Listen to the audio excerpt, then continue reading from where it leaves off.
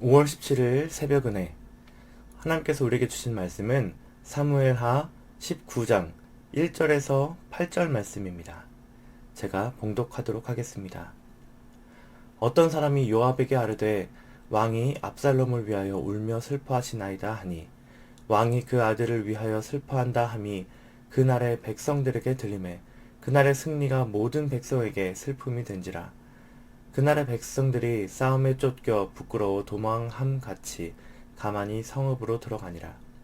왕이 그의 얼굴을 가리고 큰 소리로 부르되 내 아들 압살롬아 압살롬아 내 아들아 내 아들아 하니 요압이 집에 들어가서 왕께 말씀하되 왕께서 오늘 왕의 생명과 왕의 자녀의 생명과 처첩과 비빈들의 생명을 구원한 모든 부하들의 얼굴을 부끄럽게 하시니 이는 왕께서 미워하는 자는 사랑하시며 사랑하는 자는 미워하시고 오늘 지휘관들과 부하들을 멸시하심을 나타내심이라. 오늘 내가 깨달으니 만일 압살롬이 살고 오늘 우리가 다 죽었다면 왕이 마땅히 여기실 뻔하였나이다. 이제 곧 일어나 나가 왕의 부하들의 마음을 위로하여 말씀하옵소서. 내가 여호와의 말을 두고 맹세하옵나니 왕이 만일 나가지 아니하시면 오늘 밤에 한 사람도 왕과 함께 머물지 아니할지라. 그리하면 그 화가 왕이 젊었을 때부터 지금까지 당하신 모든 화보다 더욱 심하리이다 하니 왕이 일어나 성문에 앉음에 어떤 사람이 모든 백성에게 말하되 왕이 문 앞에 앉아 계신다 하니 모든 백성이 왕 앞으로 나아오니라. 이스라엘은 이미 각기 장막으로 도망하였더라. 오늘 말씀에서 이제 어떤 사람이 요압에게 말합니다. 다윗 왕이 압살롬을 위해서 울며 슬퍼하고 계십니다. 이 소문이 퍼지자마자 열심히 싸워서 얻은 승리였지만 다윗에게는 슬픔이 되었다고 이 모든 백성들의 분위기가 슬픔이 됩니다. 승리한 병사들은 퍼레이드를 하면서 이제 환영받은 그 개성 장군처럼 들어와야 하는데 마치 전쟁에서 진 것처럼 부끄러워하며 성 안으로 들어왔다고 합니다. 다윗은 여전히 아들을 부르며 울고 있습니다. 그래서 군대 장관인 요압이 들어가서 다윗에게 말했습니다. 왕이 지금 슬퍼하는 것은 왕을 위해 목숨을 걸고 싸운 우리가 오히려 죽었다면 더 좋았을 것 같게 보입니다. 다윗 왕이 나가서 백성들을 위로하지 않으시면 나중에 나와 내 부하들도 다 떠날 것입니다. 그래서 이제 다윗 왕이 일어나 성문에 앉으니 모든 백성이 왕 앞으로 나아오게 됩니다. 오늘 하나님께서 우리에게 주신 말씀은 본문 해설에는 있지 않은 내용이지만 생명의 삶 해설에는 있지 않은 내용이지만 살아있을 때 돌아가자로 잡았습니다. 뭐냐면 반란을 한 압살롬이 살아있다는 것은 곧 자기의 죽음, 다윗의 죽음, 그리고 다윗을 따르는 자들의 죽음을 이야기하고 있다고 합니다. 사실 다윗이 포기했고 이제 압살롬이 왕이 되기를 바랬다면 사실 도망하지 않았으면 돼요. 근데 압살롬이 죽거나 뭐 사로잡혀서 귀양을 갔거나 혹은 감옥에 가두었다면 사실 양립할 수 없고 사실 압살롬이 사로잡혀 있는 거를 보고 희망을 놓지 않고 계속 싸움이 일어났을 거예요. 구출하는 그런 시도가 있었을 거고 반란의 종식은요 압살롬의 죽음만으로 완성할 수가 있습니다. 뭐 다윗이 이런 방법을 몰랐다고 저는 생각하진 않거든요. 그럼에도 불구하고 상식적인 거니까요. 그럼에도 불구하고 다윗이 이렇게 도리에 맞지 않게 그렇게 아들을 위해서 슬프게 크게 울었던 것은 아버지의 마음 때문이라고 생각합니다. 원래 아버지는 아들이 죽으면 슬픈 거잖아요. 그렇죠? 아무리 자식이 많다 하더라도 한 아들이 없어진다는 것은 그렇게 작은 일이 아닙니다. 다윗이 왕이니까 사실은 반란을 했다고 죽게 되는 거지. 다윗이 왕이 아니었다면요, 그냥 훈계로 끝냈을 수도 있는 상황 아니에요? 왜냐하면 세상의 모든 아들들은 부모에게 반란을 하거든요. 내 마음대로 살고 싶다고 때를 씁니다. 어제 아침에도 저희 아들이 학교에 안 가겠다고 반란을 일으켰습니다. 네가 반란을 일으켰으니 죽어줘야겠다 하고 제가 말하지 않았거든요. 단호하게 학교에는 가야 한다고 알려줬죠. 저희 아들 그래서 그 마음 고쳐먹고 학교 가서 잘 놀고, 그 다음 날인 오늘도 학교 잘 갔습니다. 저는 이게 나와 하나님 아버지에게도 적용이 된다고 생각합니다. 우리가 성령 충만이 하나님이 내 마음을 다스리는 것이라면 우리도 매일 하나님께 반란을 일으키지 않습니까?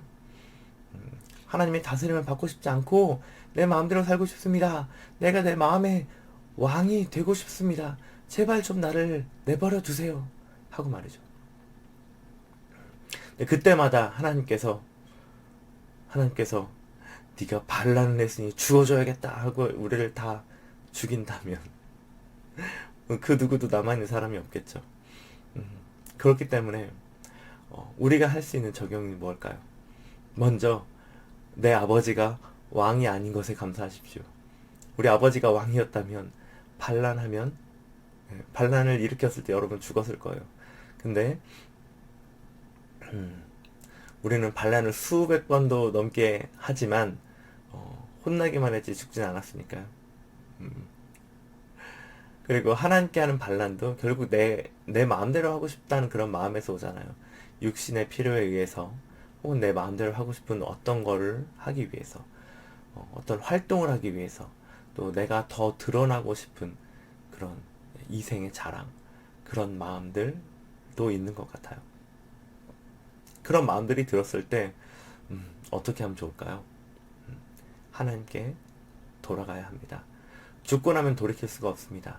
잘못했다고 빌면, 먼저 숙이고 우리가 들어가면 자비로우신 우리 하나님 아버지는 어떤 죄라도, 우리가 얼마나 많은 죄를 지었더라도 우리 죄를 용서해 주시겠다고 약속하셨습니다. 용서함을 받았다면 우리는 다시 하나님의 자녀로서의 권리를 누릴 수가 있습니다. 살아계신 하나님 아버지께 지금이라도 반란을 접고 하나님께로 돌아가십시오. 하나님이 받아주실 것입니다. 아멘. 두 번째로 우리가 하나님 앞에 받을 교훈이 무엇인지 생각해 보았는데요. 바로 다른 이의 노력과 수고를 알아주는 사람이 되어야 한다입니다. 다윗의 슬픔은 이해가 가잖아요. 그쵸? 아까 얘기했듯이 더군다나 자기의 죄로 인해 초래된 결과가 결국 아들의 죽음으로 돌아오니 자책하는 마음이 컸을 것 같아요. 여기 지금 대나무 숲이 없었던 것이 너무 아쉽습니다. 오늘 막 대나무 숲에 가서 막 엉엉 울었다면 다른 사람들이 모르게 그랬다면 참 좋았겠지만, 오늘 요압이 다윗에게 한 말이 야속하긴 하지만 별로 틀린 말은 없었던 것 같아요. 압살롬이 살아있었다면 다윗과 부하들은 다 죽었을 것입니다. 다윗을 따랐던 백성들도 다 죽진 않았을지라도 고통의 시간을 보내고 있었을 것입니다.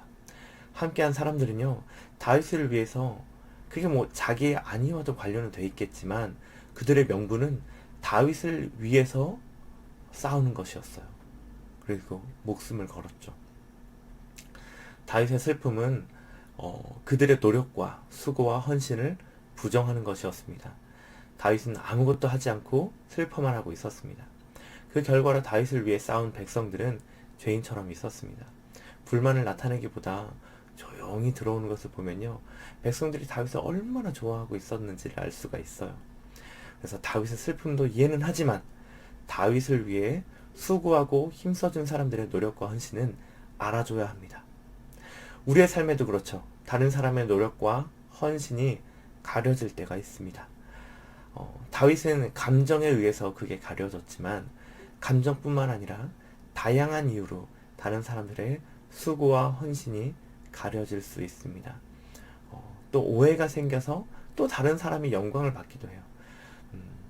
사람들이 열심히 하고 있는 한 가지 또 하나 이유는요, 나를 알아봐주는 사람이 있어서이기도 하거든요. 누군가 내 이름을 불러주었을 때 나는 그의 꽃이 되었다라고 말한 것처럼 알아봐주는 것도 굉장한 배려입니다. 사람에게만 이런 배려가 필요할까요? 다윗의 승리는요, 사실 누구의 승리입니까? 부하들의 승리이기도 하지만 누구보다 헌신해준 부하들 뿐만 아니라 1등 공신은 하나님입니다. 하나님이 나를 왕으로 세우시고 나를 승리케 하셨습니다.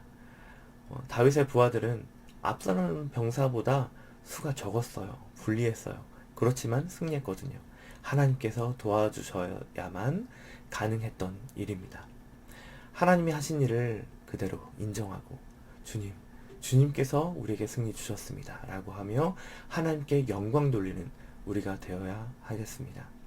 우리 삶에도 하나님의 영광을 다른 사람에게로, 대체는 또 내가 가로채는 때가 많습니다. 알고는 있지만 여전히 그래도 내가 열심히 하니까 하나님도 일하신 거지 라고 하는 그런 마음들, 결국 내가 먼저 되는 그런 마음들이 생길 때가 많이 있어요. 오늘 우리에게 주신 말씀처럼 감정이나 또 다른 이유 때문에 다른 사람의 공로를 무시하지 않는 우리가 되었으면 좋겠습니다. 또한 하나님의 영광을 드러내지 않고 내가 그 영광을 가로채는 그런 일이 벌어지지 않고 하나님의 영광을 하나님께 온전히 내어드리고 돌려드리는 우리 행복을 전하는 교회 모든 성도님들 되셨으면 좋겠습니다. 자, 같이 기도하도록 하겠습니다. 하나님 아버지 감사합니다. 오늘 우리에게 아버지의 마음을 알게 하시니 감사합니다. 이게 잘못된 일이지만 아버지로서 아들을 잃은 슬픔이 너무나도 큰 것 같습니다. 그렇지만 하나님, 우리도 하나님의 자식으로서 우리의 마음대로 살고 싶다고 압살롬처럼 반란을 일으킨 적은 없는지 생각해 봅니다. 주님, 늦지 않았을 때 우리가 주님께 다시 돌아가기를 원합니다. 어떤 죄든 어떻게 많은 죄를 지었든 우리의 모든 죄를 용서하시는 주님, 그 주님께 우리가 나아가오니 우리를 받아주시고 다시 주님의 자녀로서 그런 권리를 누리며 살아갈 수 있도록 함께하여 주시옵소서. 또한 주님, 다른 사람의 공로를 가로채지 않고 그 사람의 공로를 인정해주며 하나님의 영광을 인정하며 하나님께 영광을 돌려드리며 살아가는 우리 행전 모든 성도님들 다 되시기를 간절히 바랍니다. 예수님의 이름으로 기도합니다. 아멘.